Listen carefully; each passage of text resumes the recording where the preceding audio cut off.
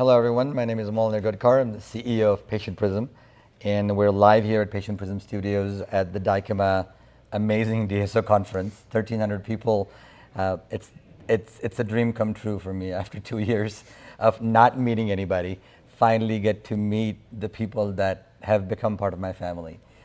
One of them is Steve Bilt. I don't think I need to give him an introduction, but Steve is the CEO of Smile Brands, and we've kept in touch over the years through the pandemic, and really he's been the guiding force on many fronts for the industry to kind of navigate the pandemic and really come out of it stronger. So welcome, Steve. Thank you very much. I appreciate it, Amal. It's great to be here, and thanks for keeping me in reading materials through the pandemic too. You kept my mind sharp. Absolutely. I do end up send every time I love a book, I send it to Steve because I know he would read it and he would do it.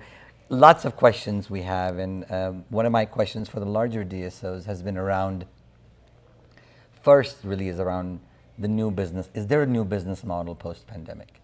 Have you learned, what lessons did you learn in 2020 that have made you a better company today?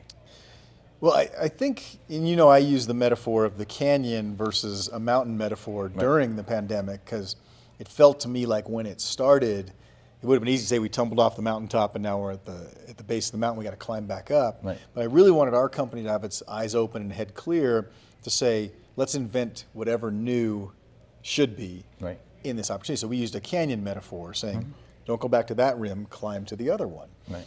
So there's a lot of them, and I still think a lot of them are emerging. So I think it's one of the important things for people, I think, is don't assume just because we're, not that we're necessarily all the way on the other side of the pandemic, but don't assume because the business is up and running again that all the lessons of that time are behind us. So we're trying to keep learning them. One for sure is, how do you meet patients where they are, not where you want them? And so dentistry's had a traditional, appointment model and a number of appointments to get things done model, and kind of like you do it on my time model. Absolutely. That's not where consumers are these days. Interesting. And we as an industry face a huge problem because 40% of the country goes to the dentist every year. That's bad, right? So how do we fix that? Well, one of the issues is be introspective and say, are we meeting the customer where they are? So one thing that we saw happen during the pandemic out of necessity, which is, as they say, the mother invention, right? We can't turn chairs as frequently. We don't have as many staff. We can't be as crowded. So what did that lead to? It led to filtering by acuity. So who has the most acute need? Get them in and do all the work you can do, which is also convenient for the patient. Absolutely. And so that's one huge value add. And I think we can take that lesson forward a whole bunch of places and say, this is the customer. What do they want? And healthcare's funny, dentistry's funny. It doesn't necessarily think that way. But it's in this world, especially with these participation rates, I think that's hugely important. So you're saying you're triaging better? Yes. In terms of who needs more care. But triage was a function of not enough capacity being available. Yeah, we did it because we had to. But no other healthcare specialty doesn't triage by acuity, right? You don't go to your cardiologist and he says, well, sorry, you're having an episode right now, but someone else is coming in for their checkup. Let's just have you wait and I got to finish the checkup. You say, oh my gosh, this is a healthcare issue. Let's deal with it. So dentistry has to grow up that way. So it's interesting, right? So acuity could mean that if a patient has $10,000 treatment plan, that's an acute patient that needs help. It's not about the dollars, it's about restoring patient's health. And so we should schedule accordingly so that we can get all that done in that 3-hour window. And so as a result of that, our production per hour per doctor is going up. Production's going up and you're meeting the customer. The customer doesn't say, oh, this procedure has more value because you inconvenience me further. Correct. and you wouldn't say that anywhere else. But in dentistry, well, if it's 4 appointments, it probably feels like it's more value than if it's 2 or 1. Not to the patient. The patient's busy. The patient doesn't want to be exposed to COVID risk, anything else. You're meeting the patient where they are by making your model as convenient and as respectful of their time as possible. So you're saying a byproduct of the pandemic is that, are you scheduling smarter? Is that by absolutely? Meeting the patients? We're scheduling smarter. We're number one, we're opening the blocks to make sure the dentist can do all the work. Correct. Right? We're thinking about acuity, meaning people might not be able to get back to the dentist. So if they have periodontal disease, hygienists need to treat that. If they have any kind of need that's significant, major restorative, needs to be done because it's going to go get worse, not better.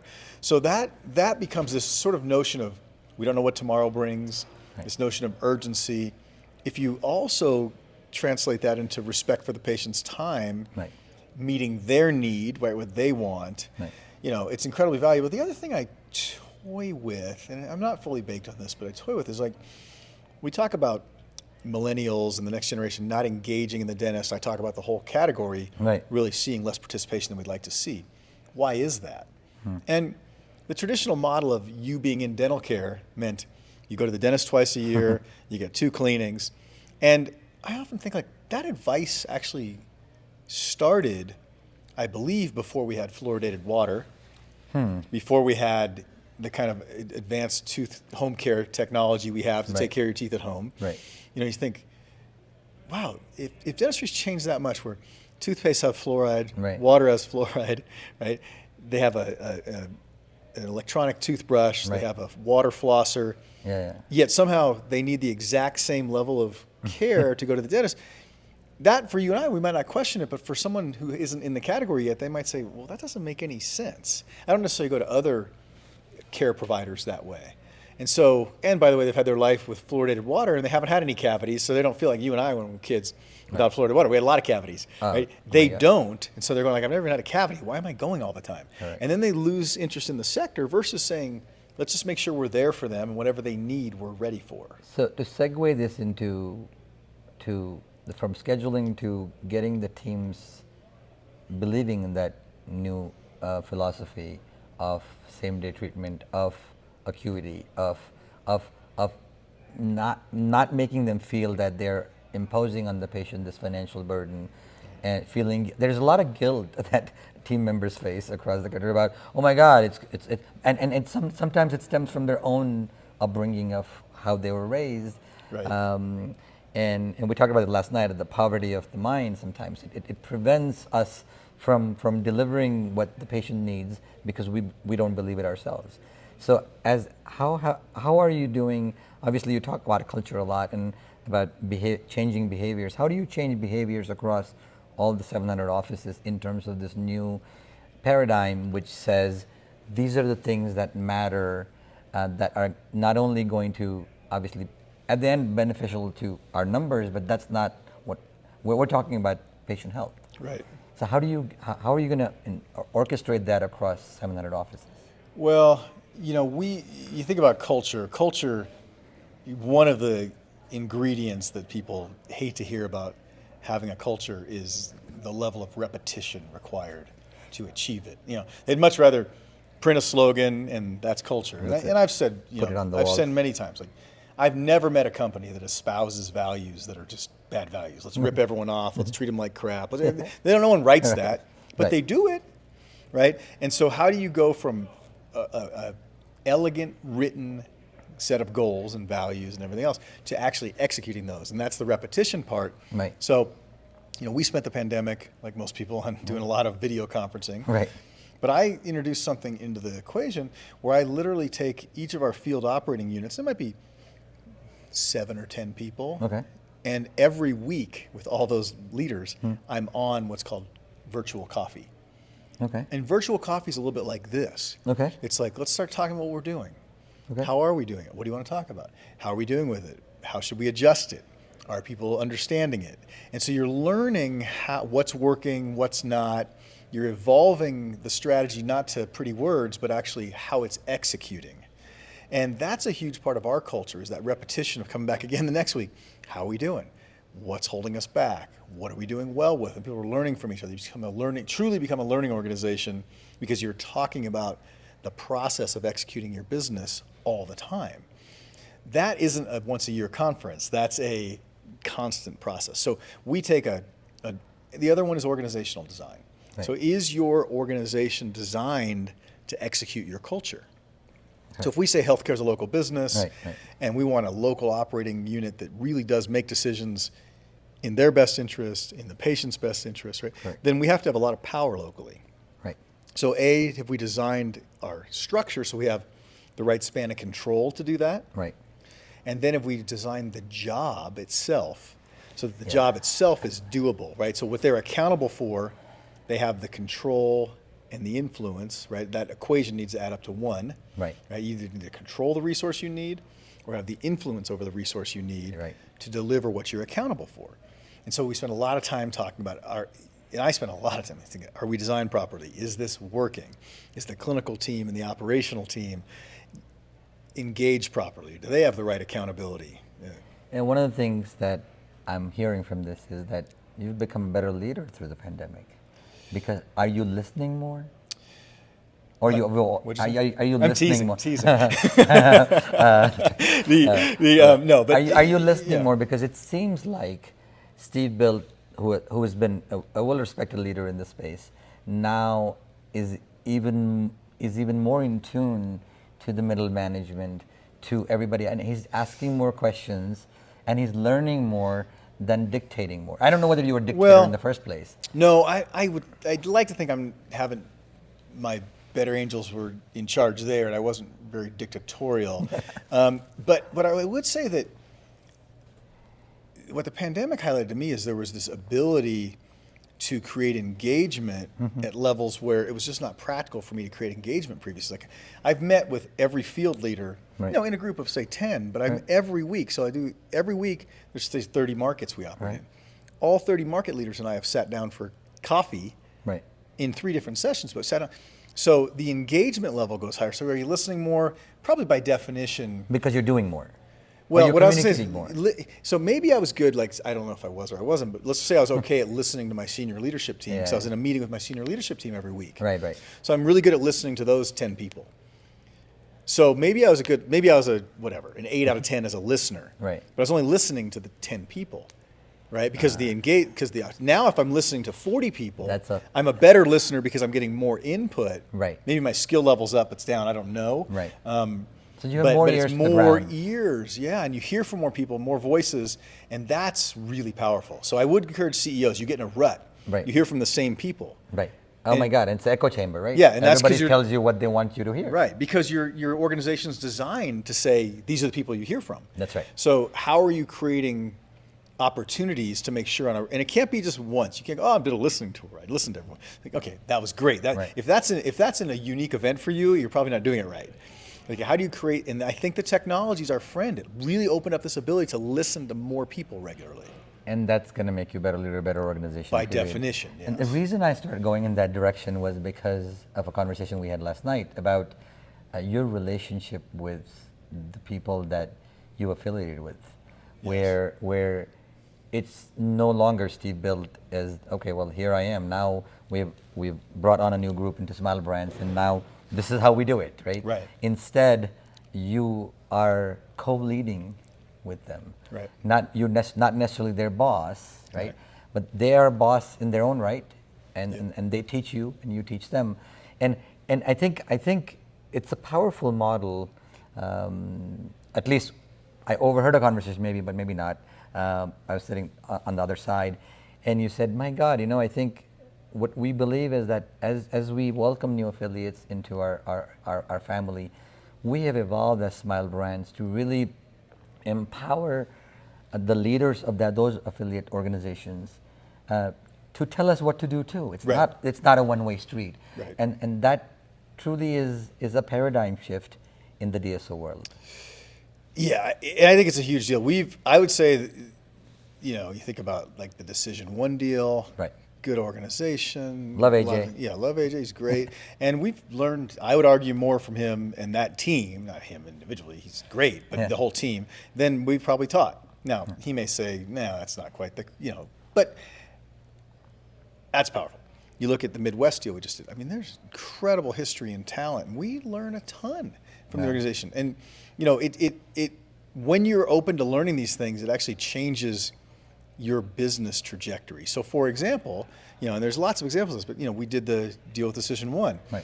Different practice style Correct. than traditional Smile Brands. So people from the outside would say, ooh, this is gonna be tough, right? Yeah. And we're like, no, I don't think so, because there's all these other places we do add value, culture, right. and central services and support, and all these other things. And they wanted those things, and we brought those to the table.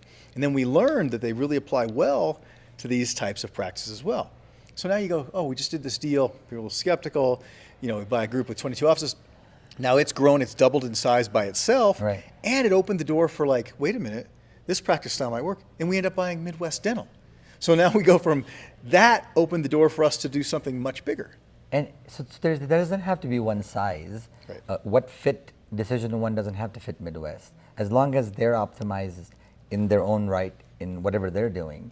Yes, as long as you're truly adding value to it. Yeah. If you're not, then you're kidding yourself, because the financial arbitrage, things like that won't work. It has to be a true value add. So what we figured out was that, and I would say the reality is, 10 years ago, we were probably really good at real estate, really good at marketing. And those were our kind of two primary, and culture. Right. Those were our three things. As time moved on, we got really good at revenue cycle management, really good at contact centers, really good at a lot of other things that were suddenly, like, you stack up the value equation and say, wait, now we do add value to this type of practice where we might not have 10 years ago. In the past, yeah. Yeah. What are your, so as the CEO, you don't look at every single thing, but you look at the big things, right? So I'm sure you look at same store growth. Yes. Because obviously that's an important metric for the CEO to look at. Yes. What are you guys doing? What are the most impactful things that you guys have done for improving same-store growth? Well, it's interesting you say we look at same-store growth, but I don't lead with that. Okay. So hopefully that's a byproduct of what we do. And it's an important byproduct because the world tends to use it as a valuation metric that's very important, right?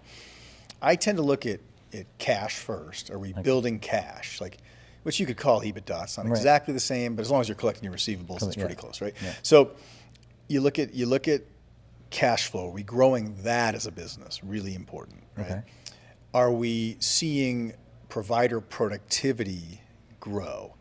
And provider productivity is incredibly important, partially because it obviously drives our revenue, but more importantly because it's how our providers make their living. Correct. And so if you're not driving their productivity, their pay is going the wrong direction.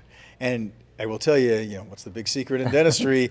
Keep the providers happy. Keep the providers happy. And part of how they need to be kept happy is they have to be growing their income because they have bills and they have families and things like that. Now, there's a whole lot of other things that they value. Right. But you can't delude yourself. I mean, if they're not making enough money to pay the bills and pay off the debt and things like that, they could love you and still have to leave. Correct. So we really try to focus there first. And things tend to come into alignment if we do that. Yeah. So get close to those providers, engage with those providers. Now we call it engage, retain, grow, ERG. So we'll sit with the providers every month and say, how are we doing against your goals? Are we clear on what those goals are? Let's talk about how you're doing against our goals. I promise you I'll take your paycheck as seriously as I take the P&L. But the quid pro quo is you're going to take the P&L as seriously as you take your paycheck because we're partners and we're going to win together. But are we going with the providers and looking at clinical stuff? Because obviously if they're better at clinical, for example, if they're better at diagnosis, if they're better at case presentation, it's going to automatically, they couldn't look at a P&L and say, all right, well, I think you can look at this business programmatically, and I think it's important too, as you get to scale, programmatic things matter. So how are we doing in moving implants? How are we doing it, moving orthodontics, things like that. But that's not really where those things happen. They happen at the local level with the individual. So you sit down with the doctor first and you vision, what would you like to accomplish? Right. And how can we get you there? And if a doctor's not doing, say, implants, but A, wants to raise productivity and B, wants to get an implant, we've got an Implant Ce program. It's spectacular. Okay. It runs weekly. Docs get in. There's a 101, a 201, a 301 level, and you coach them through it. Right. If a doc says, I don't want to mess with implants, I want anything to do with them, okay, what are you interested in? I want to learn how to do endo. Okay, there's an endo course. Go do that. So you can move them in the direction of what's interesting. And providers are wonderful, but you're not going to move them in a direction that they're either scared of or not ready for or not interested in. So you first want to figure out and evaluate what they want to do, and then figure out if based on what they want to do, that can converge with the goals. And if it can't, then you have to be super transparent. Hey, that's not going to get you to your goals, doc. Right. I mean, I guess you couldn't have unrealistic goals, right? I mean, if you want, a doctor is at a certain production level and you want them 20% higher, and you ask them the question, hey, well, how can we do to help you? Like, hey, Steve, I'd love to do more endo. Well, I don't have skills to do endo. Right. Well, we can impart you the skills to do endo. Well, and so think about this. So when you think about culture, if you're saying I want the doc 20% higher, That's horrible. it's a problem, right? There's a problem. Yeah. So it should be the doc wants to be 20% higher, Right. right? Which, by the way, and the reason I say it should be that way is because it matters more to the doctor. If I have Right. 1,000 doctors, any one of them not being there isn't really impacting me that much. Correct. It's impacting him or her a Correct. lot. So Correct. it should be led with they want to. Now, if they want to, then you say, okay, you want to be 20% higher. Okay, well, you're seeing one patient every 2 hours. Problem, Right, unless right. you're doing a lot of work. Right, I right, mean, right. You know, and you're not doing any root canals, you're not doing any implants, you're only doing large fillings and you're doing bunch of three surface amalgams. That's bad. So you start to look. Now it's a clinical person doing that, but the Right. clinical person saying, "Look, this is what's happening. We can get you to a different place, but you probably need this course and you probably need that course, and we can get moving in that direction." And then line that up with the office manager and the team to make sure they're scheduled properly and all the parts of the machine are So you're lining up behind surfacing them. that data to them, though. You're surfacing Absolutely, as an yeah. organization. Absolutely, that's valuable because they don't know this oftentimes. Most of them Yeah, don't. they right? don't. They're saying, "Well, oh, really? I'm way below the national average." And by the way, those big fillings you're doing fail at twice the rate Wow. of the indirect work. Right. So let's talk about how you get trained up for that, because that's better dentistry and better for you. So how are you recruiting? I mean, this is a very powerful message for incoming doctors who are thinking about joining Smile Brands. Yeah. Is most doctors who are coming out of dental schools today, obviously two things in their mind. One is the financial burden that dental school has caused them, Which $500,000, is large, $600,000 yes. $1,000 of debt. But I have not met one dentist yet that doesn't want to become a better dentist. Right. Right. And kids graduating today, they don't have much dental experience at all. Right. Because of whatever reason the dental schools have gotten to. And one of the things that I think the DSOs bring to the table, like you guys, is allowing these guys to really choose a path of what fulfills them, whether it's endo, ortho, whatever that might be, and to give them a path to not only achieve greater financial independence, but also professional fulfillment. Yes. Well, one of the great gifts of COVID was just the ability to deliver this CE Right. online. And so we went from, you have CE events in a market, and there's one this month and there's one next month, to literally every Tuesday night in our organization. Wow. There's robust CE being delivered. Doctor can sit down every Tuesday night, except maybe the Christmas, New Year's week, and take a course and keep moving their skill set forward. It's really valuable, and it's convenient, and it's done at a time where it works better. Then we'd still, when I alluded to like implants, you might be able to do the 101 and the 201 course virtually. The 301 is in person, Absolutely. and there's some in-person components that they do, but you're able to deliver much more content, much more broad. We did an oral cancer CE event and training 2 nights ago. 500 providers. Oh my goodness. 500. Now you think about that. And think about the magnitude of that. Oral cancer, probably the fastest growing cancer in the country. Right, absolutely. Right? And so now you take 500 providers who are looking for it every day. Huge change It's event. good for the patient, good for the business, good for everybody. Everybody. It's a right? win-win-win, right? Right, Win- absolutely, yes. Because obviously, it does pay for whatever it is. The patient needs it, Yeah. and everybody benefits. Everybody benefits, yeah. So really powerful how you can, there's lots of opportunities, and that's why I said, don't think of it as what lessons have I learned. It's like, what lessons am I continuing to learn from this incredible change event? I mean, you and I have managed through a great recession, Right. A few other little ones, but nothing like a pandemic. I mean, this was unbelievable, So there's a lot of lessons that are going to continue to emerge. What are you doing in terms of capacity? Yeah, and now, we have talked about this on our monthly call we do. Yeah. You seem to think that the current labor shortage is going to be okay in the next few months. But there is serious, what we see in our data at Patient Prism is 35% of new patients are not able to come in because Right. there's no room on the schedule. Right. Either it's because they don't have enough spots, either it's the schedule messed up, or they just don't have enough spots, or the days booked out is like 45, and no Right. patient is going to show up. And then patients complain. My clients complain to us, "Well, Patient Prism not working." I'm like, dude, you can't book a patient 45 days and they Right. didn't show up. Right. Like, are they going to really show up in 45 days if they're a brand new Right. patient?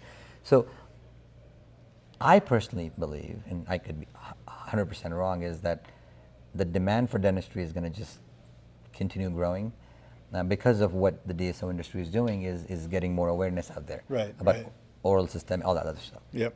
But how do you handle in a market where, let's say you have an office that has 6 ops, Right. and there's way too many patients there? How do you handle that? You know, I think there's some solutions that are going to emerge as time goes on. First of all, I do think the labor issue, it's not going to go away. Right. But as things change in the economy and stimulus and benefits, it'll start to ease back. But there's going to be some really advanced technological solutions. So when you have a patient, you're bringing them in twice a year for a cleaning. Right. Okay, fine. That's the old advice. You've always done that. Now, if you hand that patient an AI-powered toothbrush that's reporting results back to you, now do you need them twice a year, or now do you keep in touch with them and say, hey, I'm Dr. Amal, and you're doing great, and I see you're brushing twice a day, and I see you're using the flosser twice a day, and maybe even what's next step? Take me a picture. Right. And the picture measures the gums, and maybe even gives you a read on the pocket depth. And you go, you're fine. Well, now all of a sudden you are treating that patient, and they are in care with you, but they're not taking your chair. So that's all going to happen. We know it's going to happen. And it's going to change the model for when they need to be in the chair, and then it's going to be more convenient. And by the way, that patient's more engaged with their dentist, and when they do have a need, they're coming in, and you're going to take care of them. So you're going to have a higher productivity model, you have a higher patient touch model, and you're going to get more participation in the sector because you're meeting the patient where they are. So that's where we're going to have to advance, grow up as a sector. But this technological advancement era is going to take us there. I think so. What you're saying is the technology is going to allow us to basically be able to serve more patients. Absolutely. For the amount of for what they actually need. For what they actually need. Yeah. And the newer technologies like Grin and dental monitoring and all these guys where you're like, all right, well, we can manage this part of it, even orthodontics Absolutely. We could manage a lot of it outside of this. Yeah, and none of it's taking the dentist out of the equation. It's making the dentist more efficient. It's keeping the patient more engaged. You're keeping the patient healthier for longer. It's another win-win-win, right? Because of what it does for all the constituents. But it's change, and that makes people scared. And so our job as leaders is to help show them the path through that change, and it's going to be okay. It's actually going to be better on the other side of this change. But we have to take them through that.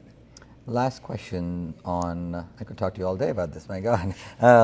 Acquisitions, de novos. Obviously, you've been an acquisition company so far.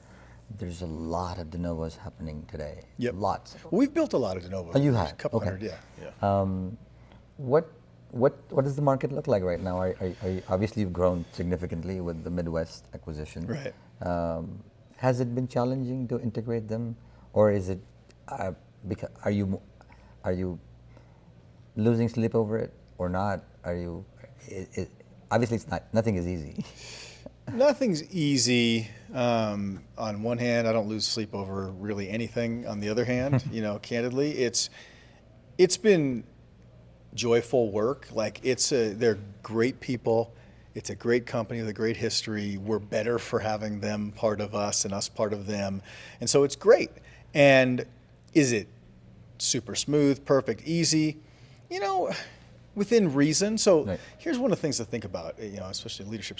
If you honestly and objectively sat at the beginning and said, 6 months from now or 12 months from now, here's what I hope happens. Like, I'll write down my goals realistically.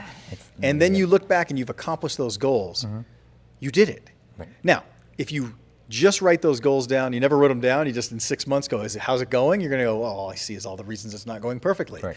And so you put Midwest on that scale, it is exceeding every expectation we ever put on paper. It's doing great. Is it perfect? No, but nothing is. Were you able to immediately bring some of those things that you've already built best-in-class infrastructure, like a call center infrastructure or RCM stuff? Or were you able to instantly add value? This is a really interesting question. I think you have to be careful with it. So we were instantly able to add value. Let's take RCM. RCM was, first we listened, what are the problems, which we call burning platforms. What are the burning platforms? RCM's totally broken. If we said we're now going to take RCM, which is totally broken, and we're going to integrate it into Smile Brands and fix it that way, that's a 6 to 12 month fix. Correct. And by the way, when RCM's broken, what does it mean? it means doctors aren't getting paid Right. You know what I at the mean? level, and then it's a real problem because now you're having turnover problems and things like that. So we said we're going to fix RCM, but we came in and said we're going to fix it now. So we put up some metrics that were the key things we were going to fix, and we flat out threw elbow grease at it. We just sweated through it, like we worked. So we brought in people, hours, time, our thought leadership, but we didn't try to move it The whole kitchen or sink, change yeah. it or fix it into perfect. We said it's going to get better every day, and we're going to muscle it through. So we did, and it got better. We hit all of our goals for making it better. Now you're starting to see components integrate. So you take some of the robotic processing stuff, you take some of the auto posting, you start bringing it in, but don't do it first if it's going to take you months to fix it, because then people are saying, well, it's a burning platform. You don't take a burning platform and go, let's figure out how to rewire the house right now. It's like, put out the fire, then figure out how to rewire the house. But after digesting such a large acquisition, doesn't it become easier for you to, like a 20 location group or a 30 location group, to be able to say, like, you know what, we've got this dialed down. We're not going to come here and rip apart everything, but Right. It's going to be a lot easier for you to quickly optimize these folks and get them to whatever, better than where they were. We're just a lot smarter on what we want to take on and what we don't. So what is integral to you as a company? We want to enhance that, not take it on and change it. But if they're running a 3-seat call center and it's not working, it's like, yeah, let's bring that over to ours. There's a number of functions because of our scale, we can very quickly either help fix because we just have a lot of experts, Right. or we could help fix, stabilize, and then integrate so they can focus on the things that make them different and unique and better. And I haven't met a lot of dentists who are like, yeah, I just really wanna want suck to at hold on something. tight. Well, that too, but I really want to hold on tight to the RCM process Nobody or the wants payroll process. I really want to make sure the payroll process is here. It's like they want all that stuff to be elsewhere. That's why DSOs exist. So, but they want to be close to patients. They want to drive culture. They have a lot of unique elements. We want you to hold on to those. We just want to help you enhance those. I was going to ask you that. That was my last question. I have another one.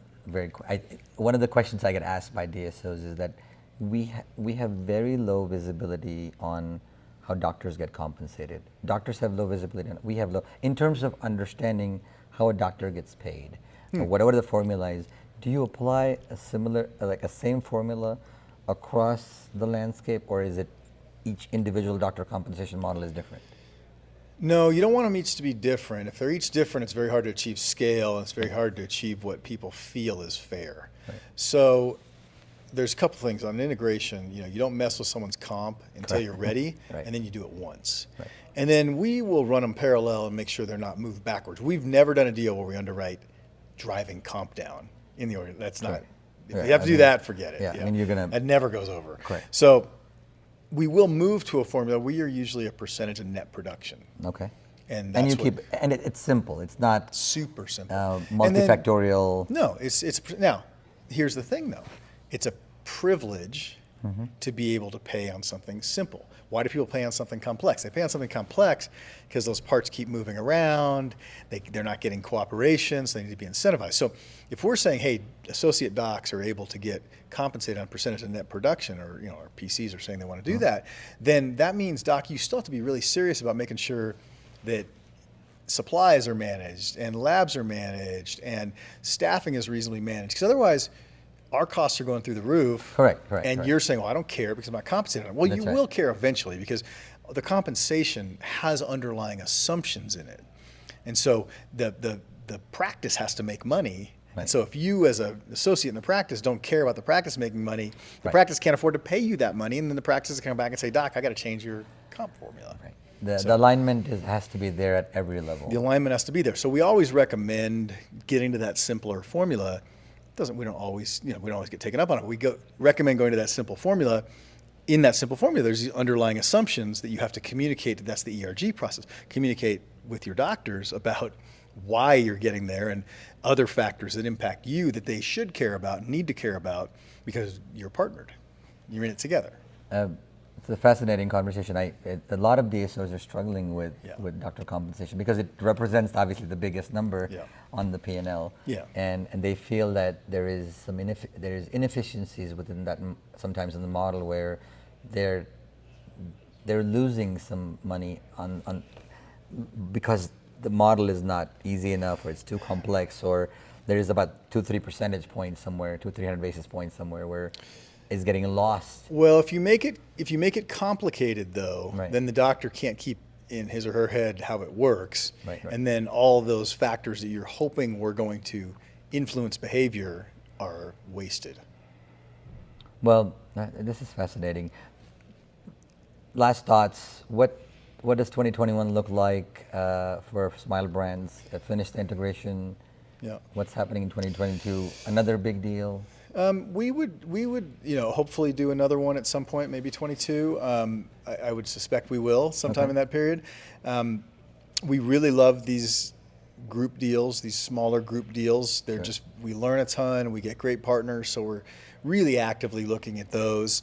And then what we do is we're looking at a lot of additional, single practice add-ons into those groups. I So there's see. plenty of single practice activity, but the anchor groups are really powerful for us, and we just get so much better for it. And the entrepreneurs, I feel like they get a supercharge in their business, and it's really been a win-win deal. So I'd say you'll see a lot of those coming from us, and we'll be really active there. Keep working hard every day on the culture, which is the most important thing, and just really just keep enjoying it, because one thing about it is don't wish any of your life away. Like, just That's enjoy right. it. Just try to say, this is the journey I'm on. There's something to be said for it. When you look back at the end of your career, it's going to be, the battles and the experiences and the relationships you develop. That's what you're going to take with you. I mean, you're going to make some money, I hope, Right. and hopefully enough money that Right. you can retire comfortably. Right. But that's not going to be what the great joy of the career journey, is. Yeah, absolutely. So It's the journey that I go through every day. I'm like, if I'm not enjoying it, it's Shouldn't be doing absolutely, that doesn't matter what the numbers look like at the end. Right. It just, the journey has to be pleasurable. And this journey for me is pleasurable. good. Well, I'm glad to hear it. You always have a smile on your face, so I'm assuming it is, but it's good. It has been, Yeah. at least on camera for sure. Yes. Well, we all have our moments. Steve, Bilt, it's always a pleasure. Thank you, Amal. Thank you I so really much. enjoyed it. Thank you. Thank you. It's fun.